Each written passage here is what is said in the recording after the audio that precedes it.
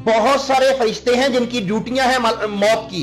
کہا جاتا ہے اسرائیل علیہ السلام. یہ جھوٹی بات ہے، لوگوں کے اندر مشہور ہے نا، ایسا نہیں ہے، اچھا ایسا ہے ہی نہیں، موت والا ایک فرشتہ نہیں ہے. نہیں ہے. اب مجھے بتائیے، ایک موت ہو رہی ہے پاکستان میں لاہور کے اندر، اور ایک موت ہو رہی ہے جناب انڈیا کے وہ آخری شہر میں، ایک موت ہو رہی ہے اسی وقت، same time, same date, same جگہ، سیم امریکہ میں ہو رہی ہے، دنیا کے آخری کونے میں. تو ایک فرشتہ ہے، یہ کیسے ہو؟ بسم اللہ الرحمن الرحیم. آج یہ غیر مقلد مولوی کی بات کو سنا، وہ یہ کہہ رہا تھا کہ ملک الموت ایک فرشتہ نہیں ہے بلکہ وہ کئی فرشتے ہیں، اور پھر اس بات کو وہ عقل کی ترازو پر توڑ رہا تھا اور کہہ رہا تھا کہ دیکھو، ایک بندہ ایک ہی وقت میں ایک ملک میں فوت ہو رہا ہے اور دوسرا بندہ اسی وقت میں دوسرے ملک میں فوت ہو رہا ہے. تو وہ کہہ رہا تھا یہ کیسے ممکن ہے کہ ایک وقت میں ملک الموت اس کی بھی روح قبض کرے اور دوسرے ملک میں بھی فوت ہونے والے کی روح قبض کرے. تو اصل میں بات یہ ہے کہ اللہ نے اپنے فرشتوں کو قدرت دی ہوئی ہے.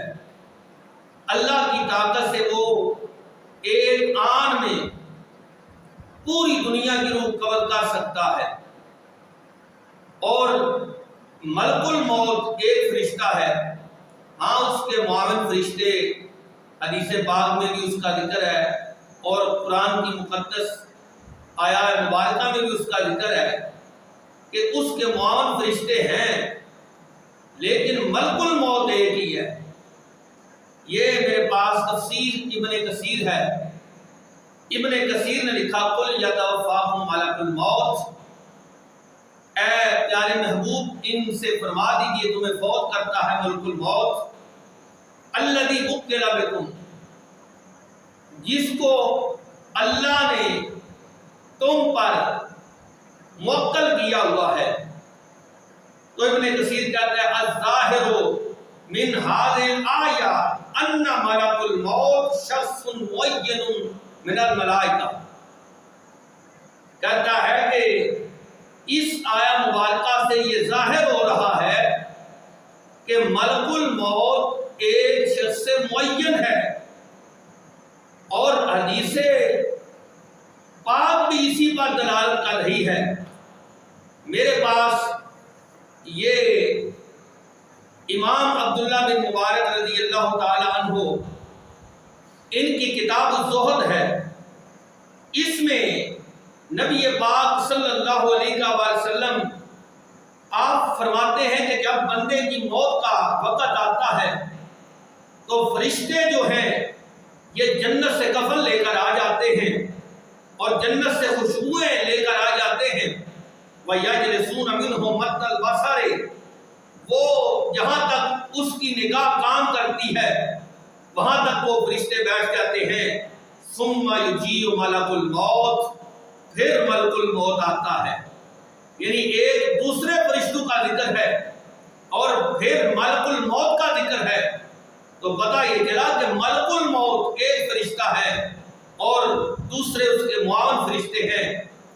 اب یہ جو سوال ہے کہ کیا ملک الموت ایک ہی آن میں دنیا کے کئی ممالک سے کئی لوگوں کی جانیں قبض کرتا ہے، تو یہ کیسے ممکن ہے؟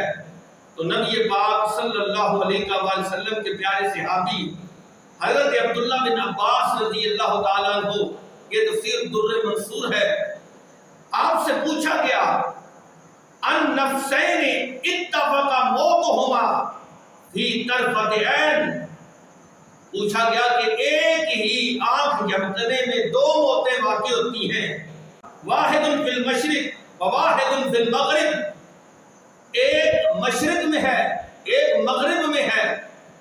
اب یہ سوال تھا کہ ملک الموت ایک آن میں ایک آنکھ جھپکنے میں دونوں کی روحیں کس طرح قبض کرتا ہے؟ کیف قدرت ملک الموت علیہما، ملک الموت کی قدرت ان پر کیسے ہے، کیسے وہ ان کی روحیں قبض کرتا ہے؟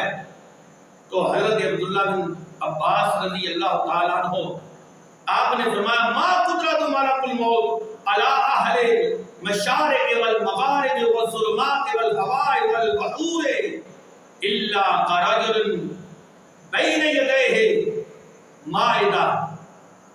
आपने फरमाया इसी तरह जिस तरह एक बंदा है, उसके सामने एक दस्तरखान है, अब वो दस्तरखान में से यतनावलु मिन अय्यहा शै,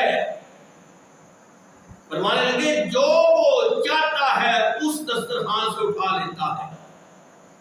तो फरमाया मशरिक में कोई फौत हो, मगरिब में फौत हो, कोई अंधेरों में फौत हो, कोई समंदर के अंदर फौत हो, तो सब कोई रूह मलकुल मौत के सामने उस दस्तरखान की तरह है जो एक आदमी के सामने पड़ा है, और जिससे जो वो उस दस्तरखान से जाता है उठा लेता है, उसके लिए कोई मुश्किल नहीं, उसके लिए कोई दिक्कत नहीं है। इस तरह मलकुल मौत भी एक आन में दुनिया के जिस कोने में कोई बंदा हो, जब अल्लाह का हुक्म आ जाता है, अल्लाह उस मलकुल मौत को ये कुदरत देता है, और उसने कुदरत दी हुई है कि वो उस एक आन के अंदर उसकी रूह कब्ज कर लेता है। फिर यही सवाल हजरत इब्ने हजर हैतमी रहमतुल्लाह ताला आपसे हुआ। सवाल ये उनसे किया गया कि क्या मलकुल मौत तमाम हैवानात की रूह कब्ज करता है या सिर्फ इंसानों की करता है? तो आप फरमाते हैं अल्लज़ी दल्लत अलैहि अहादीसु अन्नल मलकुल मौत यक़बिदु अरवाहा यमील हैवानात मिन बनी आदम व गैरहिम। आपने फरमाया कि मलकुल मौत बनी आदम की रूहें भी कब्ज करता है, और बनी आदम के सिवा जो दूसरे जानवर हैं, जो दूसरे जानदार हैं, उनकी रूहें भी कब्ज करता है। क्यों?